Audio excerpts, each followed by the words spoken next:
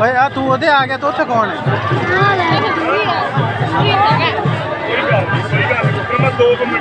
ਤੈਨੂੰ ਮੈਂ ਖਿਲਾਰ ਕੇ ਆਇਆ। ਉੱਥੇ ਕੌਣ ਹੈ? मैं आंदा पे आख्या नहीं 10 मिनट आख्या मैं 10 मिनट लगा हूं मैं